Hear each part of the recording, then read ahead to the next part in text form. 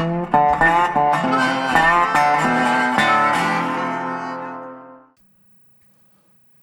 right, welcome everybody. This is Chris Petri. Thanks so much for stopping by, painting along here on my channel. We're going to go over a wonderful painting here. This is a beautiful boathouse, a nice fishing shack here on the water. What we'll do is we'll peel off the tape right now as we start out, but you'll see every detail here that we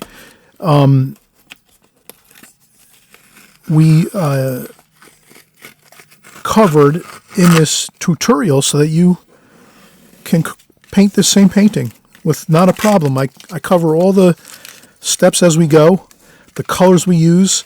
This is the finished painting. We're just peeling off the tape now so you can see how good that looks when you tape off your paintings, right? Oh, that looks fantastic. Okay, and then we're going to show you definitely all the washes here. So we're going to be covering how you're going to mix your washes. You're going to be using French ultramarine blue and that gorgeous purple, ultramarine violet, a little bit of that. We're having a real fun time. We're going to cover the color scheme. So that's all about color schemes. You mix your colors first and then you paint your painting. And that's what we're going to do. So we're going to show you, we're going to mix our colors.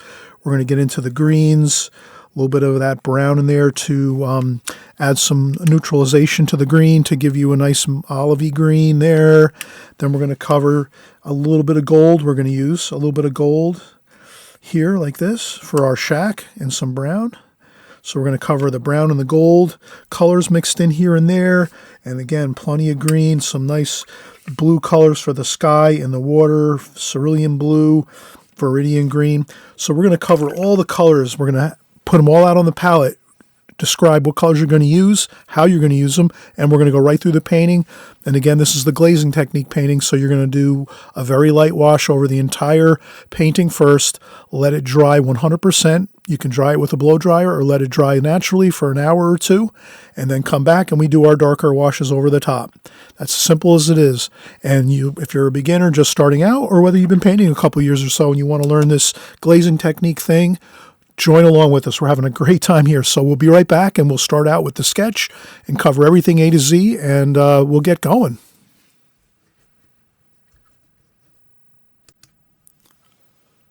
All right, well, we just sort of finished painting, and we're going to just start our beginning process of laying out our drawing and our sketch and our contour drawing. So the first thing we'll do is we're going to just get some marks on our paper here. You can always use a Sharpie if you want, or pencil is fine. So maybe I'll just use my pencil here. I think I'm going to go for the, kind of tried and true 1/3 space division going vertically. So we'll go 1/3, 2/3, 1/3, 2/3, 3/3. So the first third about there. We'll start out. That'll be our horizon line for the water and land, like that. We'll make a hash mark there. And then you can always measure if you want to. If you feel like you want to just have more of an accurate 1/3, that's fine too. This paper is approximately, I'd say about 9 by 9. Let's see how close I am. 8 1/4 by 7 1/4. So it's 8 1/4 by 7 1/4 square, pretty much a square. And then if we were to make the space divisions 1/3, you can always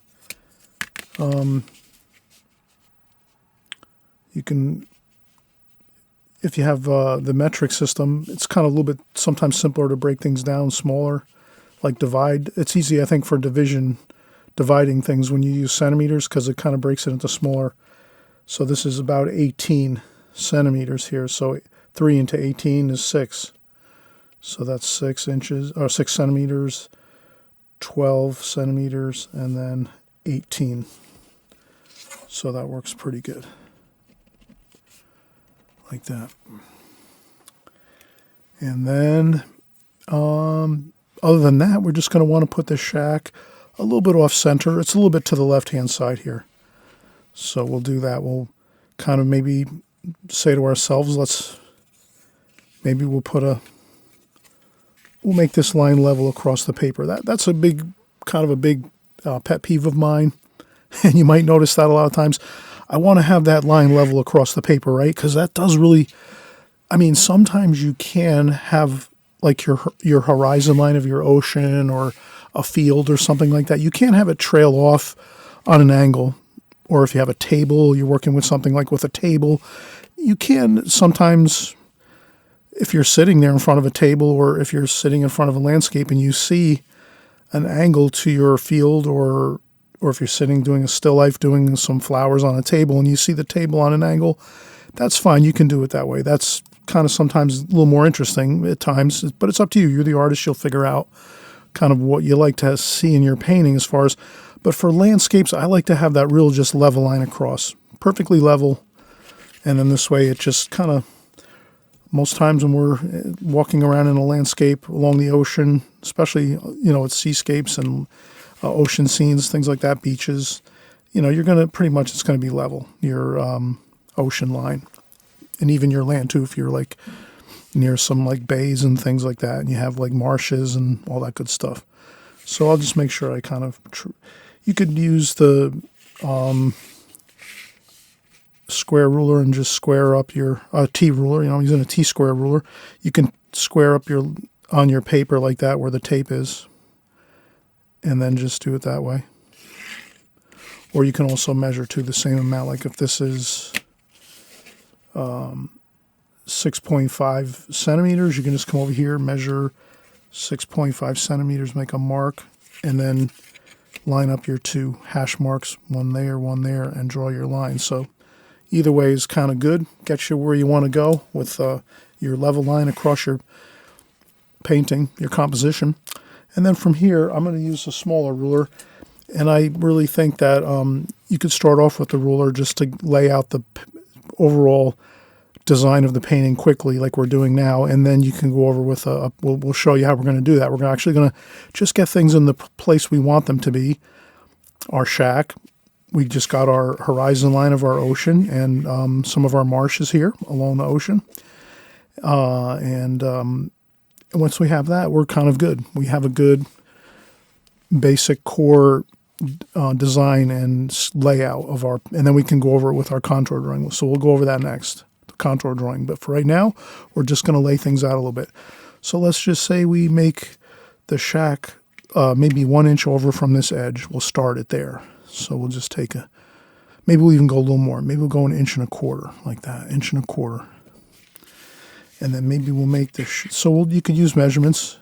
So if you're using roughly the same size paper, it doesn't have to be the same exact size paper, but if you're using a paper approximately this size, you can't go wrong. You just use the same measurements I'm using. You can just take your time. If you got to hit pause while we're going through this, you do that. I know all of you that have been painting and drawing and painting with me for a long time, you have your own process of how you like to work along with the videos, and that's great. And someday soon, maybe we'll be chatting online and people will give some good ideas. I'd love to really actually hear from a lot of you we've been painting a long time together here on YouTube. I'm thinking of having some workshops on Zoom call workshops. And I'm also set up to do one, I think, soon with another art center. So once in a while, I sometimes get together with art centers and so forth, and I do Zoom call workshops. So like hour-long or 2-hour-long workshops. So, but I'm going to have my own actually soon. So I'm going to set up my own workshop soon. Hopefully you'll be interested in maybe joining along with me, and we'll just get together online. And then this way it's more of an intimate setting. You can ask questions. You can barrage me with all the questions you have. We can go over things. I'll have my paints and my paper out, and I can go over anything you might want to see up close and personal.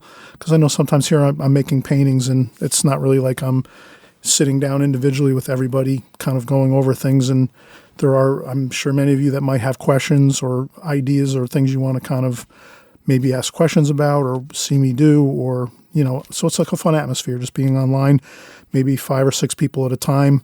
We all get together online and we just get together for a couple hours and paint and draw together and just have like an open forum type setting, which is really exciting. It's fun. I've done it before and it's really a good thing. So I'll be having that in the future coming up soon.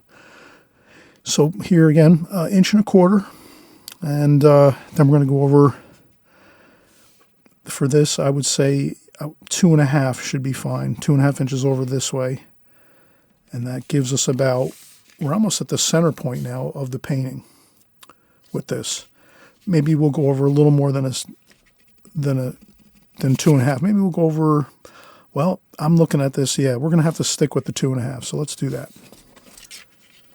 Okay, so from right here, the edge of the tape, 1.25 inches.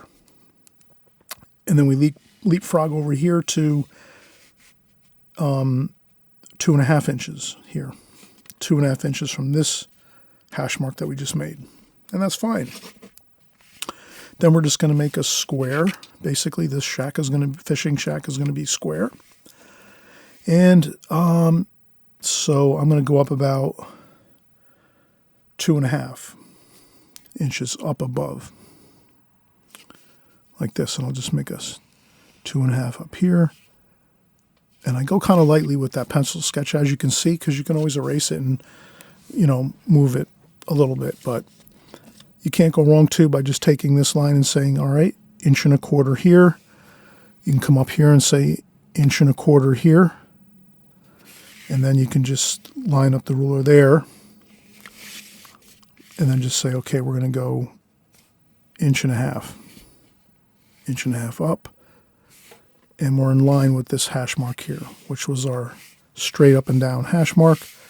And then also you can utilize a T-square ruler if you want, which saves you from having to make that second hash mark up here. If you're on a straight surface down here on the bottom of your paper, resting your T-square along that square edge of your paper like this. And all you got to do is just crease your paper a little bit like that when you tape it down. And then you rest your T-square ruler right on the bottom of that tape. And you can get a perfectly plumb vertical line anywhere you go along this, as long as you have that T-square ruler abutting against your bottom of your paper. So there again, we went with our line here. You can always, again, measure up, make your hash mark there, and we called that 2.25, was it? 2.5. We went up 2.5, made a mark. Then you can come back with your T-square and then say, all right, I'll line up those two like that, and then you can have it like that. And we'll do it over here, the same thing. Just double check our measurement, 2.5. Come over here, 2.5. Make a hash mark up here, lightly. Take our T-square ruler, slide it over to that hash mark, and there we have it. And come back down like that. And then here, very simple. Again, you can use your T-square ruler. Rest it along this here. You have your vertical edge of your paper here, like that. Rest it along there, and you just get a very light line here, just so we have, that's going to be the top there. And then we're going to put a gable roof on this. And it's going to be maybe like not an extreme angle on the roof. So if I could just demonstrate a second here. I have a piece of paper somewhere. Let me check. Okay, so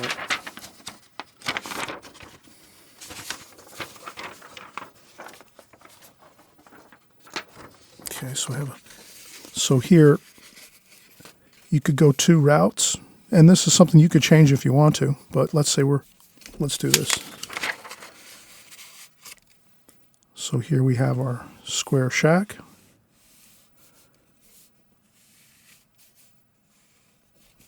You can go with a taller measurement on the center here. So what you do is you get a center mark here between the two.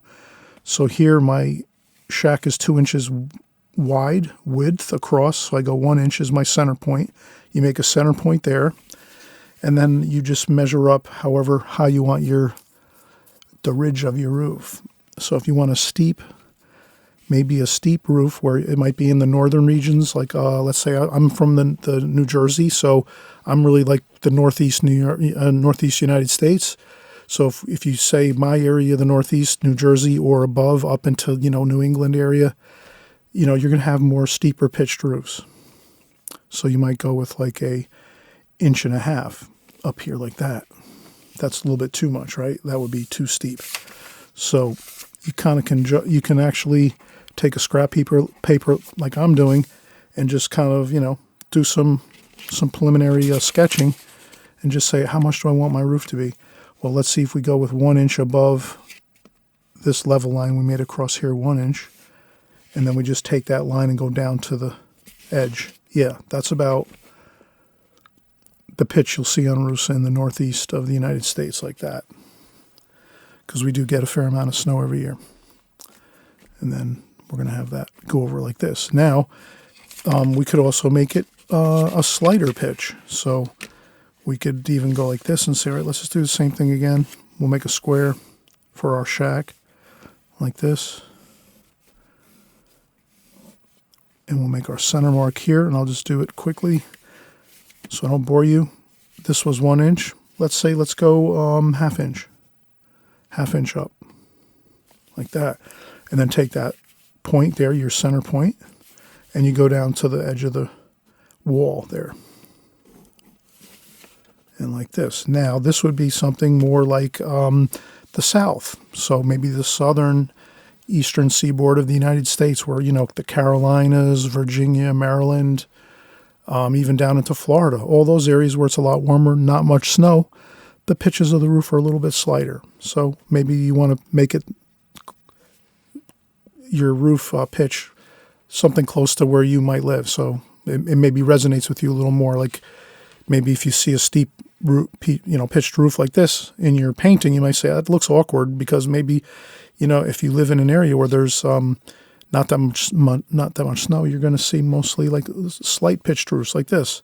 If you're up in the Northeast and you live up here in the Northeast or in the northern latitudes, anywhere around the Earth actually, you're going to see those steeper pitched roofs like this, or even more steeply pitched roofs. But those would be like kind of the two that you would see, like, kind of a more steep and a slighter pitch there. So on this one here, I'm going to go with a slighter pitch just because why not? I lived in North Carolina when I was a young boy, so that was really beautiful down there. And I think the roofs were not that steeply pitched, actually. So I'll go with a half inch. But first, let me get my center line. 2.5. So 2.5 inches. If you break that into half, is 1 inch and 1 inch. And then a half inch, you go a quarter inch. So 1.25 is halfway, like that. And then I'm just going to go up a half inch height right on that point there. And then I'm going to take my ruler and just take that line and go down to the edge of the wall there. And over here, same thing, edge of the wall here. Now for this here, I might go a little bit, I'm going to go further out with the roof overhang like that. And the same thing over here. I'm going to go a little bit more with the roof overhangs. So you could use the ruler here. Please use rulers if you like to get your architecture accurate, Or you do it really lightly first, and then you just lightly pencil draw over it. So maybe we'll do that. We'll finish up with a contour drawing over the top of this. Okay, that might be a little bit more fair, because not everybody's going to want to have the ruler, using the ruler all the time. So I'll be kind of this here. We're going to come out a little further like this, and then that'll be so there's going to be a little more of an overhang over here. And we're going to have a really beautiful sunshine coming from this way. And as you know, you all know I like to kind of make a insignia on my border on my tape to denote where the sunlight is. So the sunlight's going to be coming this way. So when we do that, we make like a spotlight lamp here. You could also make a sun like this, so and then do this. The only thing though is when you do a lamp like this, you can kind of more, by making that oval on your lamp insignia, you can get it more accurate. Like if you wanted to do, let's say, backlighting straight ahead like this, then you would make your spotlight like this. And then just make a little bit of the back of the spotlight like that. And that would mean that the light's coming straight this way. Making the oval here with the lamp like this, then you know the light's coming on an angle like that. And then maybe if you had straight down top light over here, then that would be straight, almost straight on down, like that. But these are good to kind of put on your tape around your border. And what else are we going to do? Let's just get a few more details here. One thing we'll do is make the bottom of the shack not even 3/4, 5/8. We'll just go like this much here. And we'll put a line across here. So there's room underneath this boat shack for water in case water comes up, the tide and stuff like that. So we have enough room under there. Okay, so that'll be the bottom. And then we'll make maybe a window or a door over here. Let's make a door.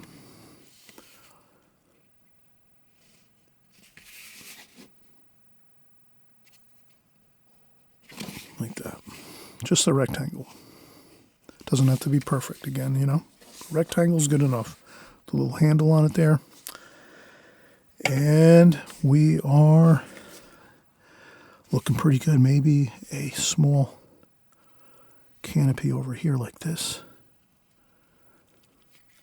And a post like that down. And then we're going to have a deck over here coming out like this. And some pilings and a dock here.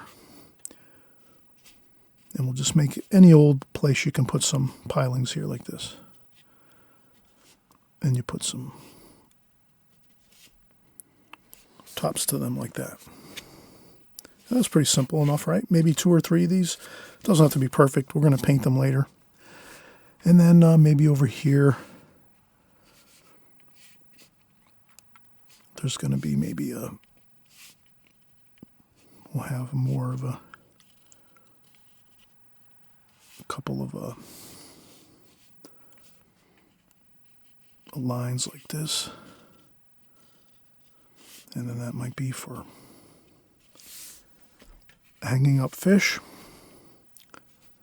When they come in and they have the fish and they gut the fish and put them up on some posts and lines like this.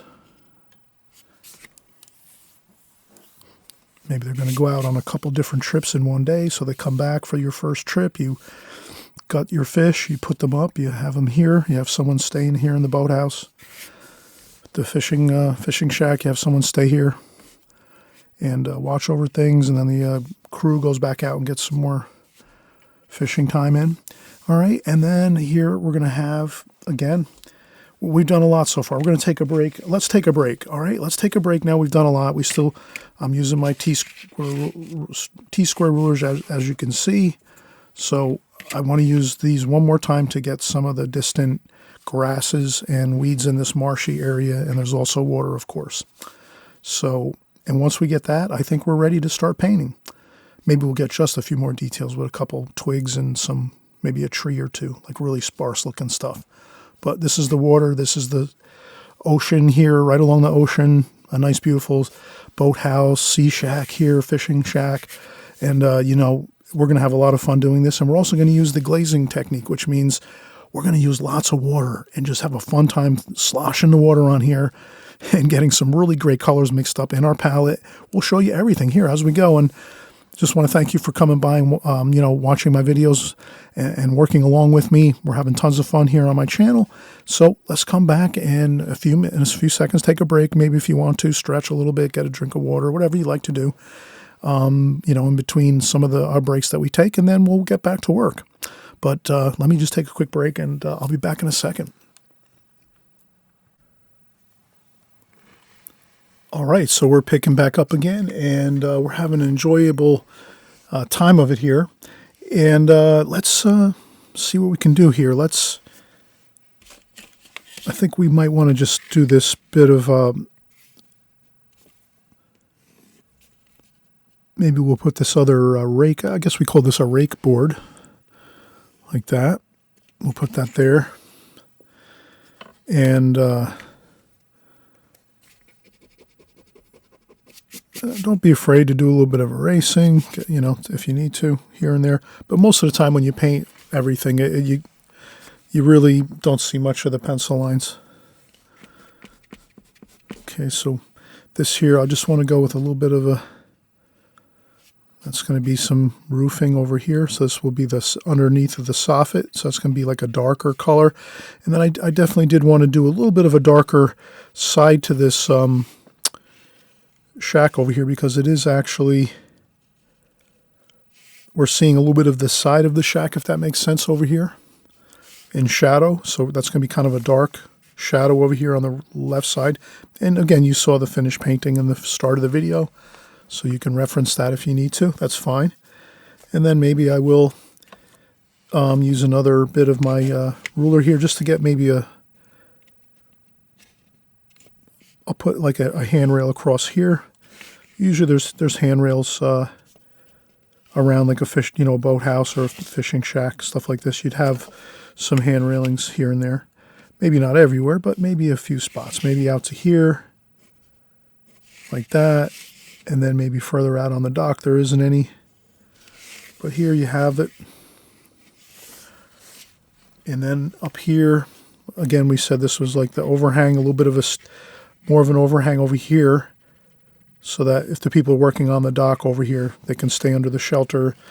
Maybe a little bit of shade, a little bit of the, you know, keep the rain off if there's some rain and things like that, or some drizzle, some rain. And then we're going to have a shadow over here like this. So I'll put a line over here just like that. Just a shadow line like that, lightly. Just so we know we're going to keep this dark over here with shadow for the sunlight coming down like this. So it's going to be a nice bright sunlit day for this painting. And so we're going to have a little bit of shadow under this part too. This canopy over here. There's like a bit of a shed roof, tin roof, looks like tin roof here. And so we're going to have that too as well. And there's another bit of some posts over there. Another post over here maybe. And I think that looks pretty good. Then we're going to have maybe just a touch of some water coming in over here. This, we wouldn't want to be too exacting with a ruler or anything. This is just some water over here. So this would be some of the water that we're just going to kind of see like this. And some of the weeds and grasses and things. And we'll have a couple of maybe some sparse looking trees over here.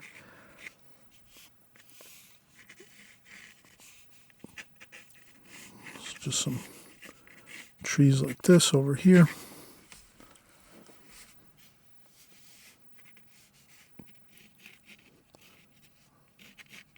Like that. Just a couple trees over here in the marshes. And then we have, again, the water here.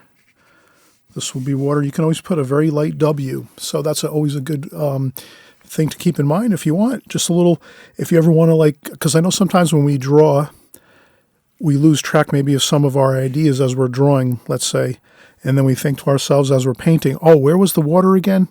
So it never can hurt. You just very lightly put a W, barely visible. I put it a little bit darker so you can see it, like this. But if you put that, actually, I hope I better turn up my light here. I apologize if my light was a little bit dark here in the studio. Sometimes I have a dimmer switch for my light, and right now I turned it up. Hopefully we can see this a little better. But okay, so that's good. Maybe I can turn it down. It might be too bright at this point. Okay, so that should be pretty good. All right, so now we have everything pretty much in good shape. Let's start painting. So the first thing I'm going to do is let's get our color mixes all set up so that we don't have to really worry about it too much. We'll make our color scheme, so to speak. You always hear that word, color scheme. You know that term you hear, color scheme, right? It's just all it means, really simple. I mean, if you're just starting out here and if it's your first time, by the way, on my channel, welcome here. I'm glad you stopped by or you found my channel.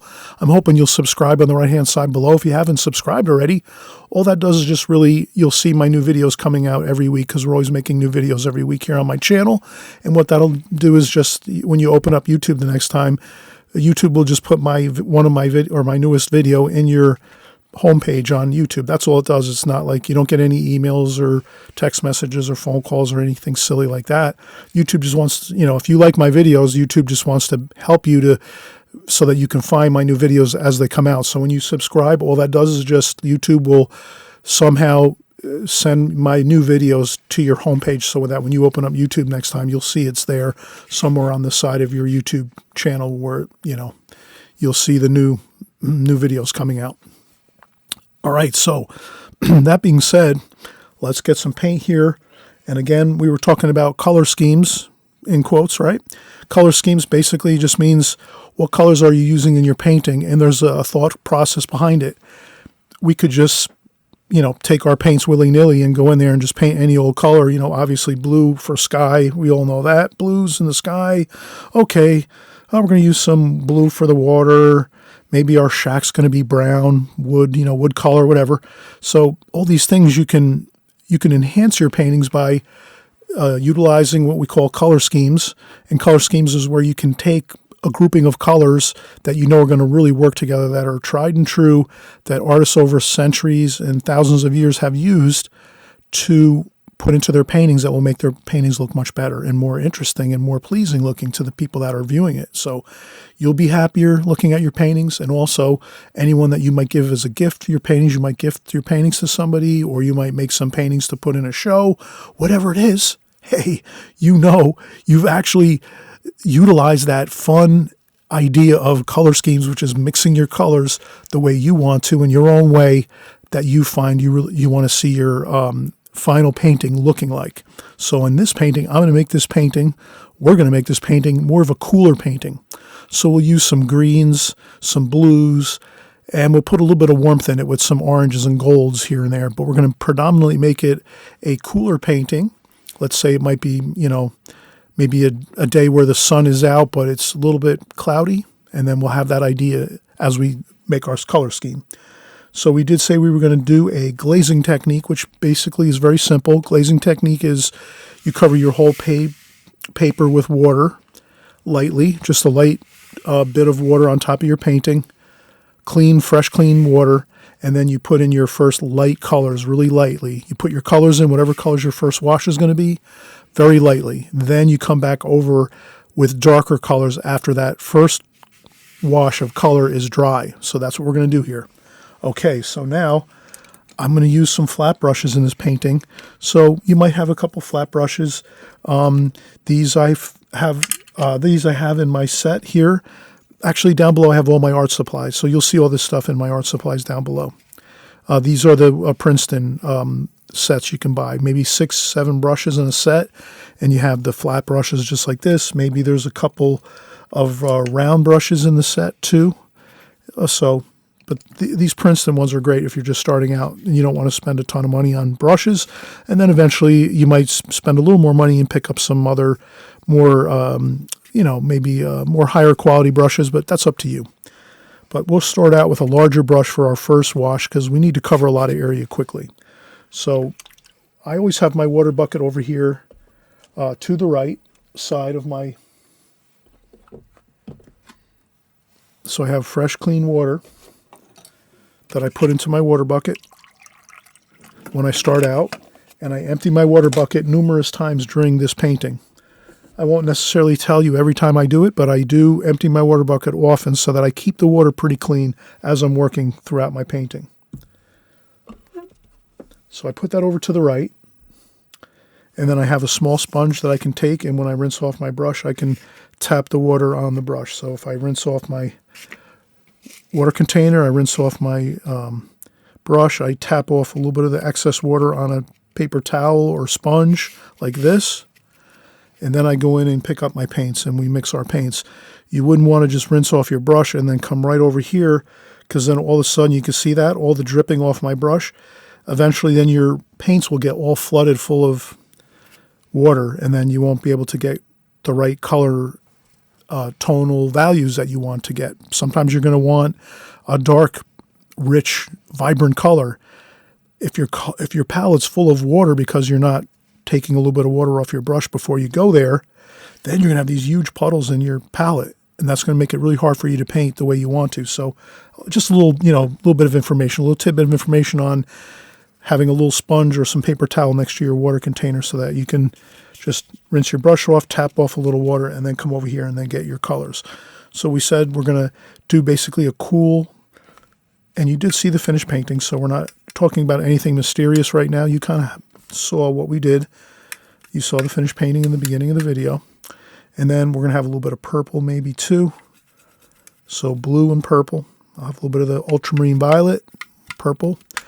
And then French ultramarine blue is my blue. Rinse off my brush, check off a little water on a sponge. Okay, and then we're going to have also greens. Let's mix up some greens. So we're going to have some sap green over here with a little bit of brown mixed in it to make it more of a olivey green. Okay, and then over here we'll make some more greens over here with a little bit of Viridian, which is a cool green. So now you can kind of see we have a cooler green over here like this. It has more blue in it.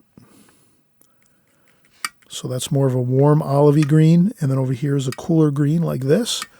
So we have that really beautiful cool green. You can add some blue to it, some cerulean blue as well. So now you kind of see our color scheme as we're going around. Purple and blue, green, which is sap green, or olive green. If you have olive green, you can just use olive green. Add a little bit of brown to neutralize the color, to make it a little bit more olivey, and you can add also a little bit of burnt sienna to that. So you have more of an olivey green, right? And then this one here, you rinse off your brush so you can get a pure, nice bit of Viridian green like that. So now you have some Viridian green. And I think some cerulean blue would be nice, like that. Right there. And then our final bit of raw sienna over here, the orangey color we were talking about. So you're going to have a little bit of yellow ochre or raw sienna, like that. Okay, and that's going to be like sort of our beautiful complementary color. So, and a little bit of orange. Maybe we could take a little bit of orange there too, like that. So it's mostly going to be the blues and the purples and the greens. And then we'll have a little bit of gold in there. We'll sprinkle that around here and there. And that's going to be our color scheme. And that's really it. And it's real kind of simple to do it that way. You have everything here in your palette now, right? Ready to go. And then now what we do is the first thing is we just take our brush and just lightly dampen the paper. That's all you want to do. Dampen your paper. One time all the way across. You just pick up the water right out of your water bucket and get some dampness to your paper. You wouldn't want to flood your paper with tons of water, just enough to make the whole paper damp. That's it. Dampen up your whole paper, just like this. Right? Nice and simple. Just cover the whole thing. Go up and down like this. Use a large brush though, right? A good sized brush. You can even use a larger brush. I have brushes like this. That would work too. But we're having fun with this one. This one's like a 1-inch brush maybe, or a 3/4 inch brush. But, again, you get that water on there and just up and down and side to side, get it all damp, and that's all you want to do. And then the next is the fun part. Let's just get some of that blue for the sky. Just a light bit though, right? We don't want, okay, if you have a little bit of a problem, you added some green there, you weren't supposed to put some green in the sky.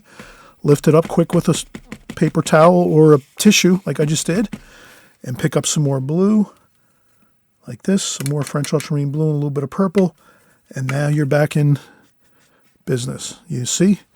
Never worry. If you have an issue with putting the wrong color on your paper by accident, you don't have to worry. You just blot it up quick with a tissue or a paper towel, but you got to have it on hand, right? I have tissues all the time right next to me by my table. I have an art table here, and I have my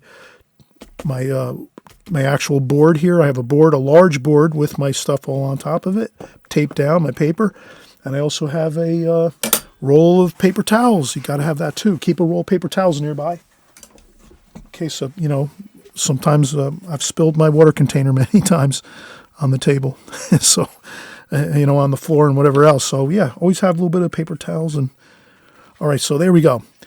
The sky wash, right? And then we'll take that sky wash and go across here in the water. That bit of water that we had over here. That little bit of Okay, just like that. And then maybe some green. Over here we're going to have green. But remember, this is just your first preliminary wash. You don't want to do anything definite, like as far as trying to paint anything. Like you don't want to paint weeds in or grasses. You just want a light preliminary wash over the whole paper, just like we did here. And you see how that works out. It looks good. You have everything on here nice and light. That gives you your whole base to your painting.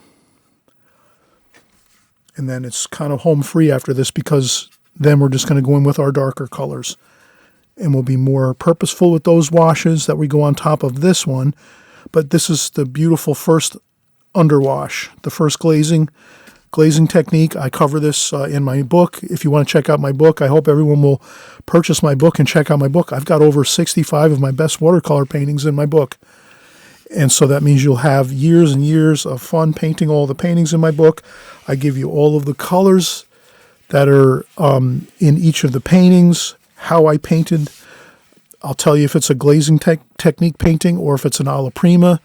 In future videos, you'll see me do alla prima paintings. I'll explain in each of my videos how you do alla prima paintings. This one is the glazing technique, the glazing style painting. But again, I hope you'll check out my book. And I have a 2-minute video on my book. How easy is that? You can see every single page in my book. And if you're just starting out in watercolor, your first weeks or month or even year, my book has so much information in the very beginning, basics to watercolor, so that you get a good start. Foundational knowledge of watercolor is key when you first start. And I have all that information in my book too in the beginning. And again, I do have a video, a 2-minute video of my book. So you can look at that, see each of the pages, all the information in there. This way you're not buying a book and next thing you get it doesn't look anything like you would imagine it would be, as far as having good paintings in there, good information. It's a great book. Hope you're going to get excited and pick up my book. It's very inexpensive. It's like a encyclopedia for your watercolor journey as you start out. And I don't want you to miss out on great information. I took a lot of time to put my book together, years actually, so that it would be just right for everyone when you're just starting out. And even if you've been painting a couple years, you'd still have a lot of good information in there that you can actually utilize to maybe create some more interesting effects in your watercolors. All right, so we did our best here to get our first beautiful wash on there, and look how good it looks, our first glazing. Now all we have to do is let it dry. So you can use a blow dryer if you want to work really quickly and get to the next washes, or you can let it dry naturally for like an hour, hour and a half maybe. It depends. If you're working in a really warm room, it might dry in a half an hour. If you're in a cooler room, let's say, or it's a little bit cold out and you're working in a porch or in a basement or something like that, you like to work in a cooler climate, which is nice with watercolor. If you can work in a little bit of a cooler climate like a garage or a basement, you sometimes have a little more time to work on your paintings because it doesn't dry as quick. But in any case, blow dryer works fine. If you're working in a atmosphere where you just want to get quickly onto the next washes, blow dryer works fantastic here. I'm going to actually use my blow dryer, dry this off, and we'll come back. But it does take about 2 or 3 or 4 minutes to blow dry this off and dry it. So let me do that, and I'll be right back.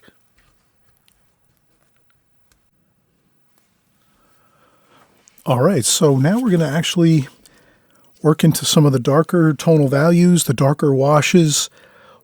And I think I'll probably use a smaller flat brush now in this. So we first started out, this is probably like a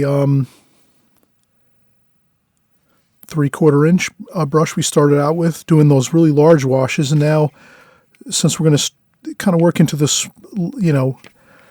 smaller areas, we'll use a smaller flat brush. So you kind of, it's a matter of feel. So you'll kind of know when you're going to want to move to a smaller brush or a larger brush as you're working through your painting. So I will do that. And actually this one would work just as well too. But I think this one's pretty good. I'll use this one here. I'll rinse off my brush again. Over on the side here, fresh clean water.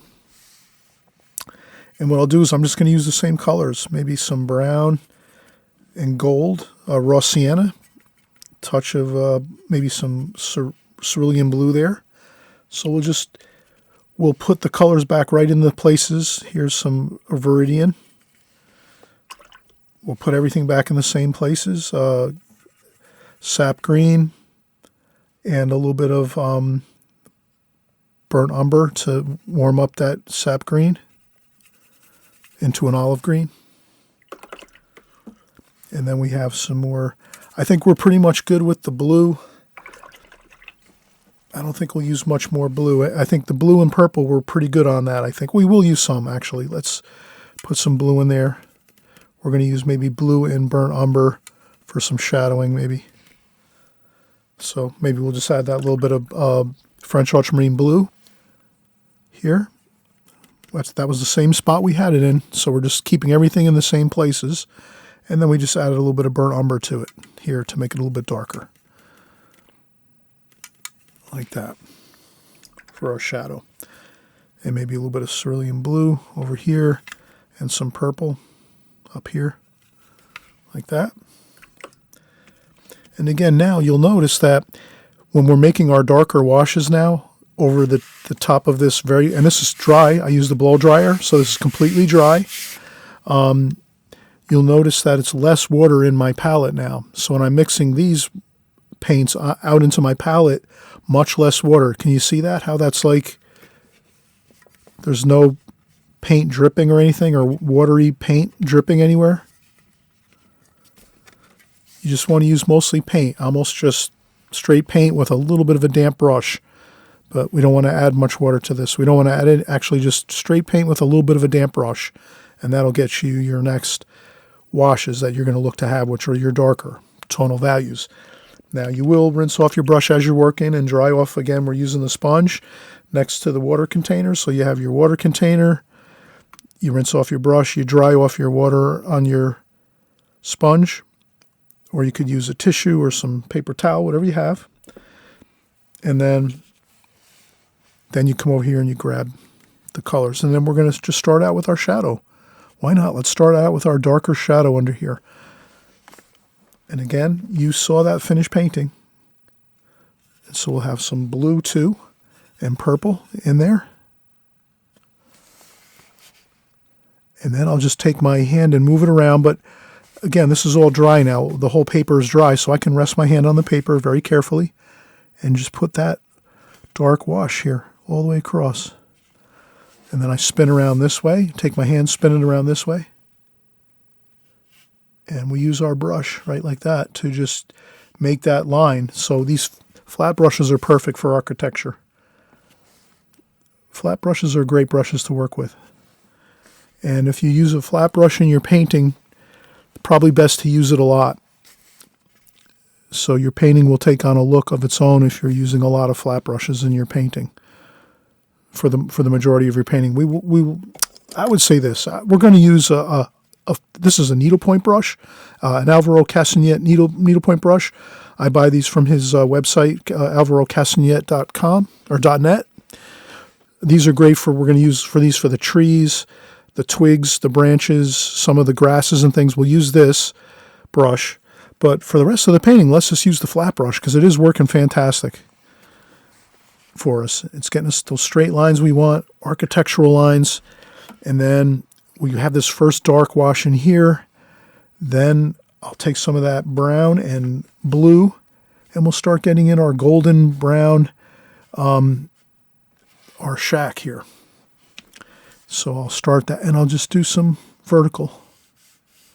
And I would add a little bit of that brown up here in golden color up into this shadow too. Like that. A little bit of darker over here.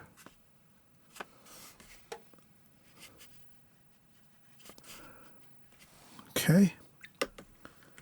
And then again, some burnt umber and some raw sienna for our shack color. You can go right over here, right to the edge.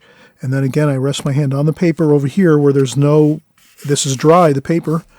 And I take my brush, and then I can just take my brush and just gently get those nice straight lines you need, just like that. And you can change your washes, take your brush maybe leave some paper there, a little bit of sparkles of paper. I'm using Arches rough paper. And if you leave some sparkles on that shack here, you're going to be happy with that. Okay, so it kind of gives you that rough feeling of wood. And you can kind of see we're just having fun here. We'll make the door a little bit different maybe. Maybe we'll leave that door. Let's leave it white paper for right now. We'll come back and maybe we'll put some other color on there if we want to. And then we'll pick up some more darks here. And come right up along here. There's some shadow under there and definitely some dark shadow under there like that. And we said we were going to put some dark shadow on this side over here. Let's get that in. And again, how simple is that? You rest your hand on the paper over here and you just touch down your brush carefully as you go to get that really dark shadow over here. And you try to keep that in line nice and straight with your flat brush like that. And that to me looks really good. And we have, again, that dark bit of wash under here too. And there's some darker wash there like that. And then we have some darker wash over here too, underneath this canopy here. That bit of roofing over there. And sure enough, we have some, this is where you can get some great straight lines with your flat brush like this. Like that. Right across here like this for the railings. And you have some railings like this maybe. And maybe you just touch down a few railings here and there. Like this. That's it. You don't have to get every single one of the spindles of the railing in. You can just do a few here and there, and you don't have to do anything accurate. Just with your flat brush, you just touch down, and you can see how this fits right in perfect with the railing like that. See how that brush fits right in there like that? So you wouldn't want to try to do your railing with something like this, because you can see it's too wide. So you, again, if you have, it's always good to have maybe some versatility with your brushes. Have some different size brushes. So you can see I have different widths for the, so that'll be really a key for you. If you like painting architecture and things like this, then you'd want to get yourself some sets of brushes that you have some versatility with the width of your and sizes of your flat brushes. That really makes a big difference. And again, if you're doing larger paintings, then you're going to work up into brushes like this. But you can find all these things online, of course, on Amazon. I buy all my art supplies on Amazon. Most of the things that I have that you'll see here in this video are going to be on the links below on my channel, on my in the description box below. You'll see most of my art supplies that I'm using, but there are some that aren't going to be there. But you'll see how things shape up here.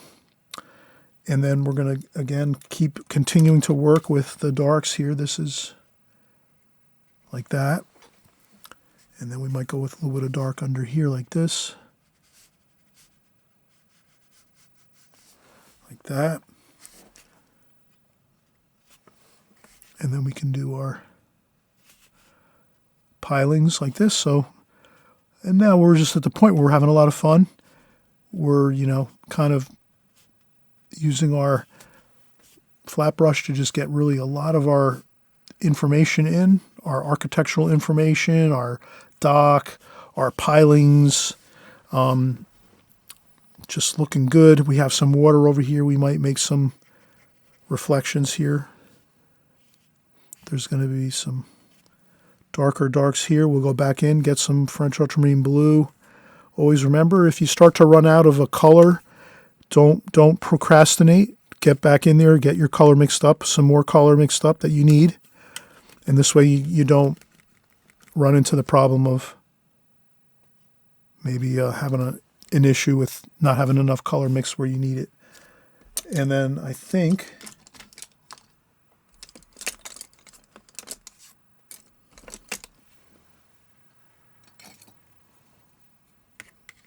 think I just want to get into this is even a little bit of a smaller brush now, this one here. So this one here,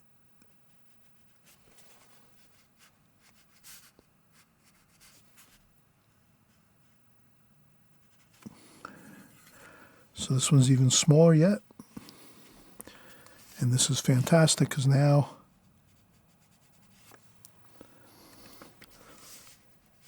put some shadowing under here like this.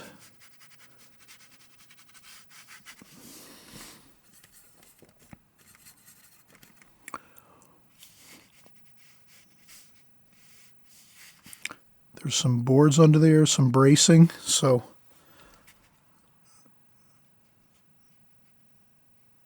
like this. That's fine.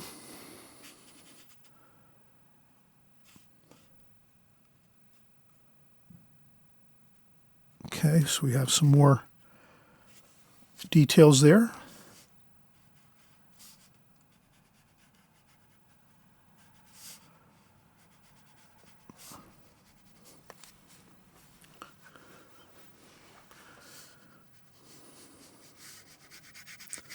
A little bit of shadow there. So now there's the point where we actually will put a little bit of shadow on this door here. A little bit of dark shadow over here underneath this part of the door, right underneath the, like that.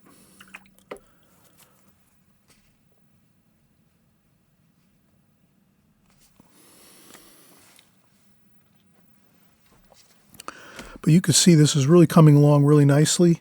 You could certainly go back in with this brush here that we started with the first washes, and you could take some green, mix a little bit of each of these colors just to get some color on here. And you can do some boards, so some like boards on your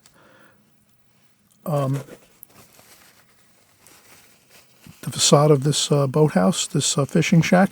You could take a little bit of the paint off your brush to kind of keep maybe the boards a little bit more subtle. But maybe we get some boards here. Just a couple of lines.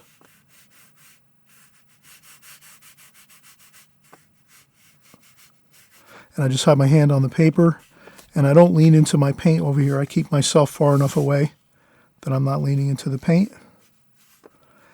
And then a good rule of thumb is, I don't know if I mentioned this before in this video, but if you're right-handed, you'll start on the left side of your painting and sort of paint from left to right. And then if you're left-handed, you'd start on maybe some of these things over here and paint right to left so that you're not leaning into your paint. So I kind of always am so used to painting left to right like this because I'm right-handed. So I'm sort of... But I think that's good for the boards. A couple of, maybe some markings of mostly all vertical lines, but you will have a couple of small, tiny little bits of horizontal lines in there too, where the boards are pieced in. So the boards are maybe, pieced in here and there. They're not just one whole piece of board. These boards on the shack are actually pieced in at like maybe 8 feet, another 10-foot board, another 6-foot board, another 10-foot board. They're all mixed and matched in there. But that looks good. You have some boards in there. If you want to, if you find you've gone with too many details with your boards, you can certainly dampen up your brush, rinse off your brush, take some of the water off the brush on a paper towel, tissue, or sponge, and then maybe you can even just soften up a few spots.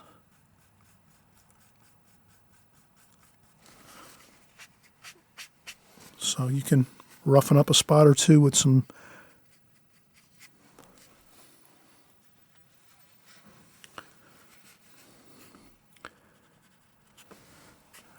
sometimes you might want to get back a line, like the line of the edge of the, over here on this line here, which is the edge of the building. You can get that line back a little bit. Just dampen the brush and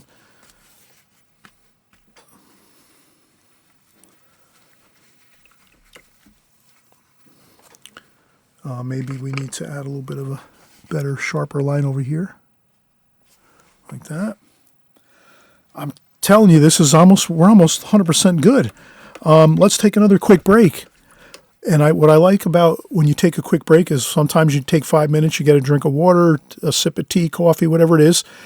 You take 5 minutes, 10 minutes, you come back, and then before you go back and start working again, you look at things and you go, oh, what do I want to do next? Oh, I see, I want to do this next. I want to add the grass here and some of the water. Oh, I definitely want to add some more reflections of this color into the water over here where there's a bit of water going across here. Oh, I remember I definitely want to work on some of these trees and twigs, and I think that's going to be it. That's going to be the painting in total.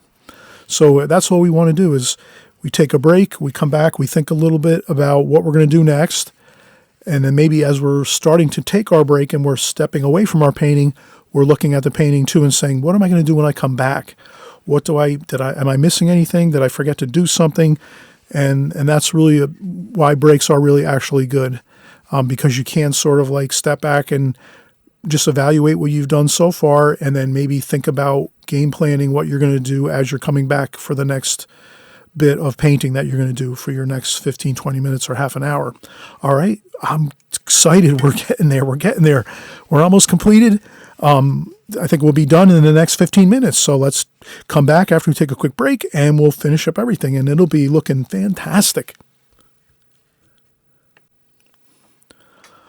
All right. So we're coming back now and I think, let's, do this. I'll probably use a little bit of the fan brush here. Does anyone have a fan brush out there? I think some of you definitely have these fan brushes. I had this from my Bob Ross days when I used to paint Bob Ross, and there was also William Alexander and Lynn Petard. They used to be on public TV in New Jersey when I was young, when I was only 15 years old or so, 16. I remember watching them on TV, and that was my first real, painting. So I started painting like the oil paintings, the wet on wet Bob Ross paintings when I was really, really young. And I just dabbled in it once in a while. I'd get excited watching the show and I'd go out and buy a couple, tubes of paint and some canvases and some paint. And I would paint, for maybe a couple weeks or a month. And then, I got caught up with doing other things. But, I did try doing it, as much as I was inspired and excited. I did do that when I was younger. And so I still have some of my old gear. This is an old brush. Probably from the times when I was painting the Bob Ross paintings and William Alexander. And so we'll use this. This is a fantastic brush to use for weeds and grasses and things. So let's use this. I'll put this over to the side for a second. And then we'll use the brush that we started with here, like this. Maybe I'll put that over there. So I'll just rinse off my brush. I think I'll empty my water. Fresh, clean water in the bucket, in the water container. And what I'll do is I'll just take some of that bluish green and that olivey green, and I'll just maybe see how we're looking over here, if I can just get some.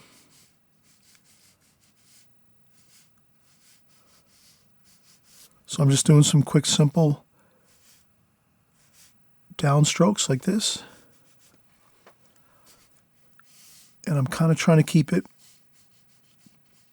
right where the edge of the water is. So I want to leave this area here that we said we had some water, and we'll have some more water up here too, and then the same thing here. Then I think we'll pick up the fan brush, and I think I'm just going to do some grasses and things, and hopefully we can get some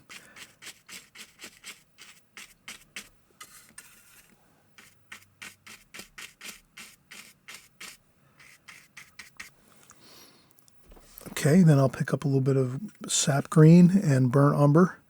We talked about neutralizing that sap green with a little bit of burnt umber to give us that nice, beautiful looking olive green. And this is how we get these bits of grass over here.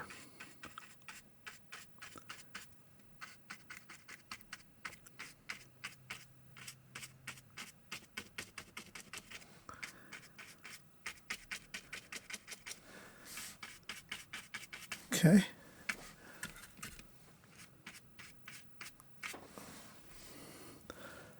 Pick up a little more water. So I put just a little bit of water in there. More sap green, burn umber, that nice olive green. And I just keep working in that. And then here, you can always pick up that brush again here and get some more just wash in there.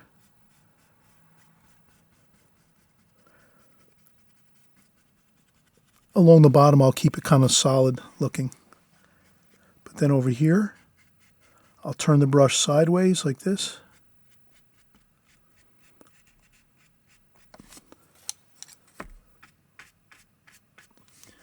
You can darken up your wash, burn umber, sap green, a little more thicker paint.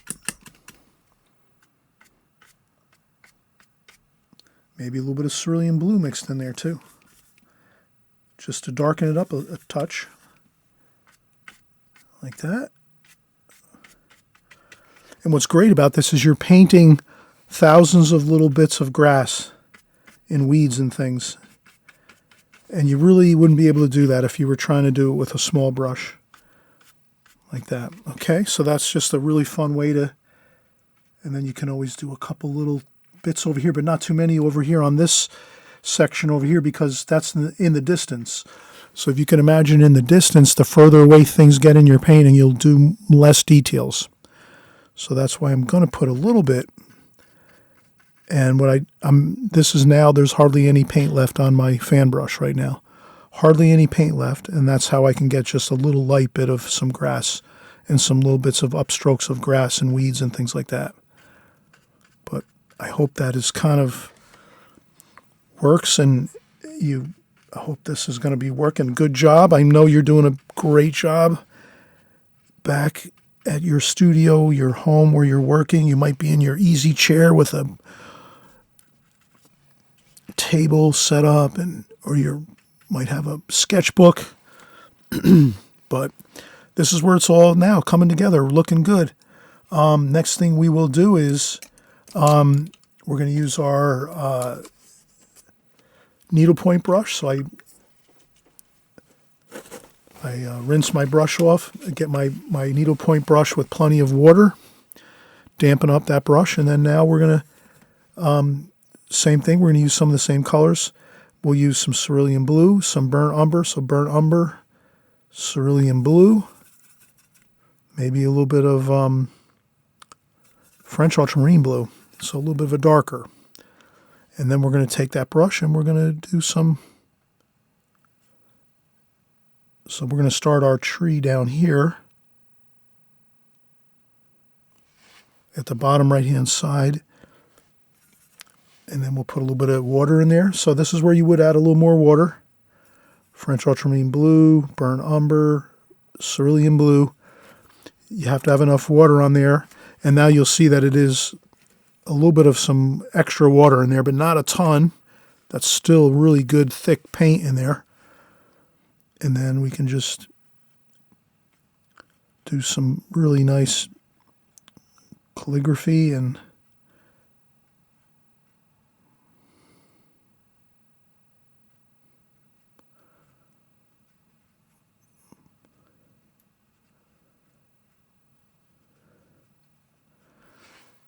okay.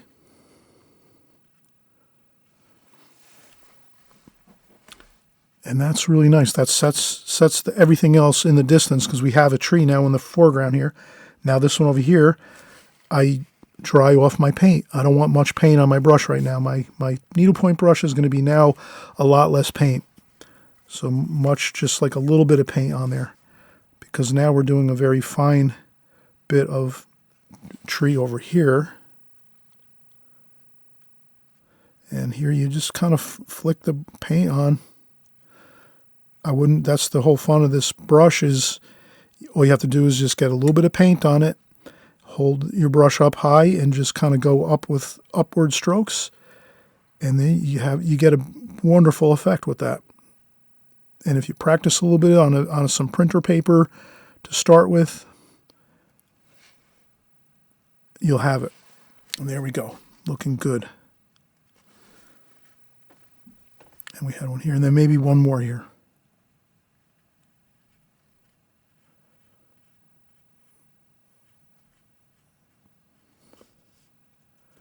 Like that. Just a few bits of detail really go a long way. Not too much, right? Just a little bit like that. Perfect.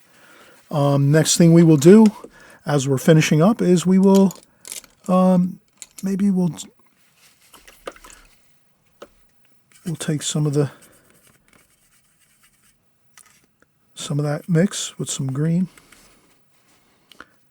and we're just going to do the shoreline here. I'll add a little bit of burnt umber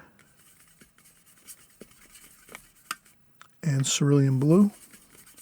So burnt umber and cerulean blue, kind of, and maybe a little bit of purple even too, right? Like a nice kind of shadow color. And we'll just do a little shadow color along the bank here. And that's all we have to do is like that. Just do a little bit of a shadow where the grass is along this water.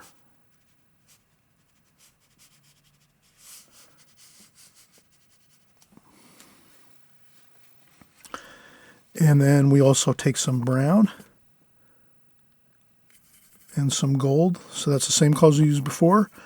Burnt umber and raw sienna. Like that. And we just have a little bit of that color in there. So that it looks like it's reflecting down into the water here.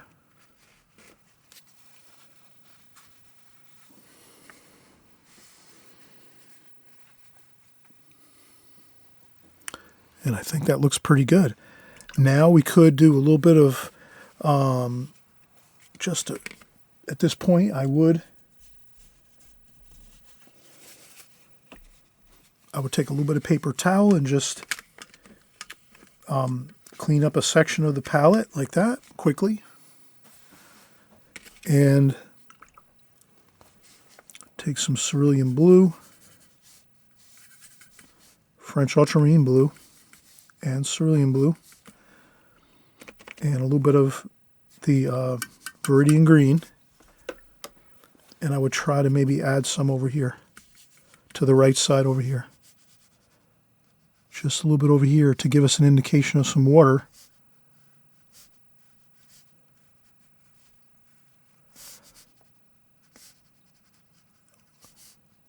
I wouldn't go all the way across. I would kind of end it up right over here. But just a little bit of a line of water. That's just, to me, if you add that little bit of line of water there, that goes a long way. It kind of just conjures up like the feeling of, yeah, there's some beautiful ocean here and water. And we do have some more over here. You can add some more of that blue over here. Rinse off your brush. Maybe just add a little bit of water to it. So you want to have some of that water too over here. That feeling of coolness of the water like that.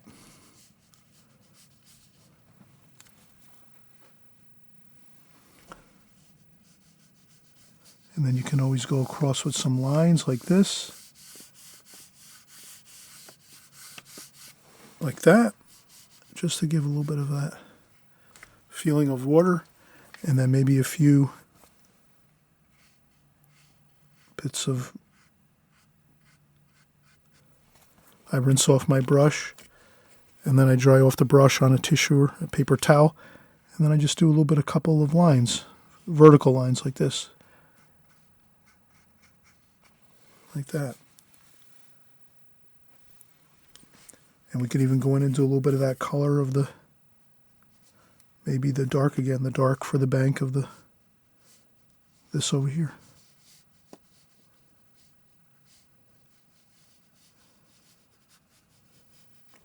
Like that.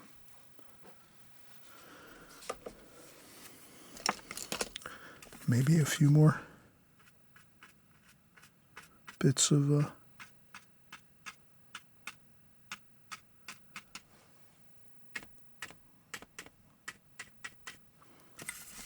could even do some of just a little bit of foliage on these too, right? That looks pretty good. but I wouldn't go. I would just do a tiny bit of that, right? I wouldn't do too much. The key would be not to have too much paint on your brush here. Just a little bit. Get some paint on there. Dry it off on a paper towel or a tissue, and then just do a couple little. And you could even do a little splashing if you wanted to. You could add some water to your brush, to your fan brush like this. Add a little extra water to it. And maybe just tap on a few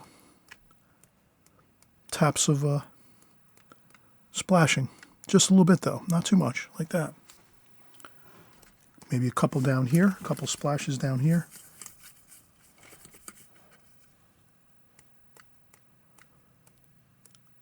Just to give it some texture to your painting. So if you put splashes up here a little bit, probably best off to add it a few more places so that you're not just having one splash in one place in your painting. Like that, you add a few splashes here and there. You could even tap a little bit, do some finger tapping if you want. Finger painting. We used to do that when we were in kindergarten, in first grade, and in grade school. A little bit of finger painting and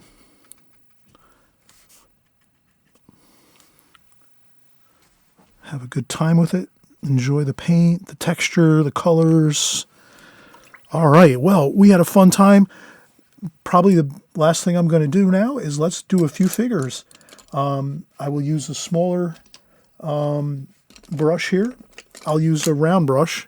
And this brush, incidentally, comes with the Schminke set. It's a round brush, travel brush. It's really fun. You can, if you want to take it out and do a couple little sketches, if you go to the local coffee shop and you want to take a little sketchbook and have a little bit of painting while you're having coffee, you can take this with you. You put it into your purse, your pocket, your backpack. When you go, you open it up and you have your brush, you put it together, you paint. Then when you're done, you take it. And again, you can stow it back in your pocket, a purse, whatever. Great. These travel brushes are fantastic, and this palette's fantastic too. It's a very compact palette, so you can use it anywhere, really. You can take it on vacation, weekend getaways, just around the house. We can use it for our regular everyday palette.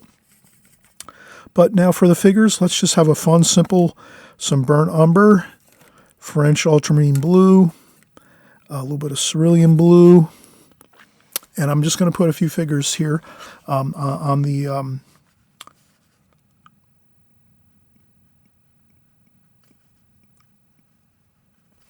by the boathouse here. So I'm going to have a figure here. What I like to do with figures is just start it out with the head and then put the top of the figure, the head and the shoulders, and then just work on down to the feet like that. So that's one. And then you can add some arms here if you want to. You can get some details in there. One person there. Maybe there's another person over here. You can change the color a little bit. Maybe this one's a little cooler. Maybe in the distance we'll have somebody over here.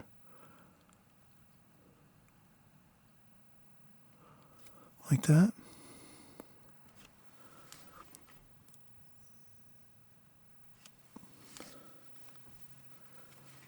Maybe there's someone over here fishing.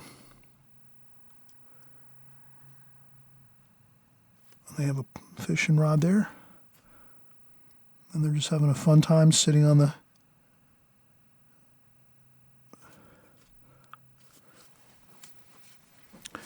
dock here, just having a fun time enjoying some fishing here. And if you ever feel like, oh, maybe I don't like maybe I'm not sure if I want that person there fishing, you can take some damp water and blot up. You could blot up a figure. If you didn't like a figure the way it comes out, no big deal. Take some damp water, dry off the water off your brush and just use a damp brush. And then take a clean paper towel or tissue and just do that. You could blot up something like that very simply and then just go back in and make put the dock back in there like that. And then you could even just do something different. You could maybe put something out there.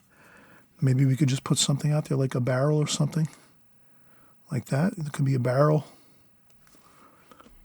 like that. So you can correct things in your painting if you don't like something.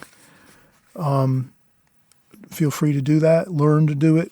It's good to have that versatility to be able to maybe blot up a few things. But I think this is fine. I might put a chimney on the...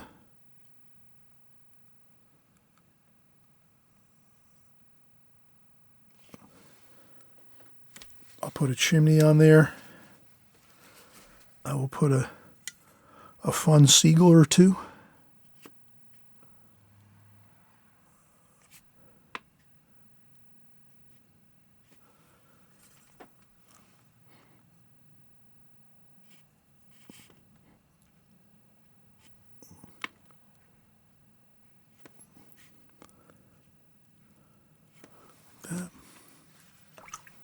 All right, so we had fun.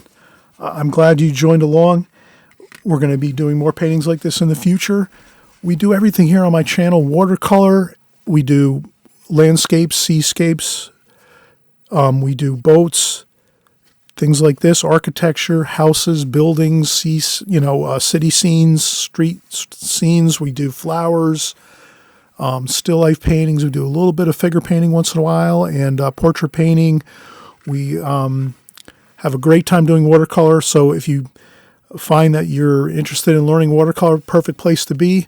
Again, you would subscribe on the right-hand side below just so you don't miss anything as we're going forward.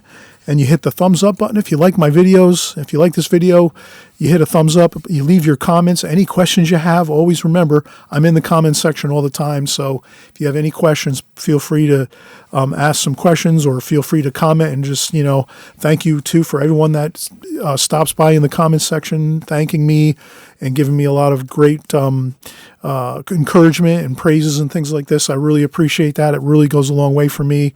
I'm really excited to paint on YouTube here and have fun with everyone, and we're just having a great time, and we're just going to enjoy the journey. The watercolor journey is really fun. You just start out.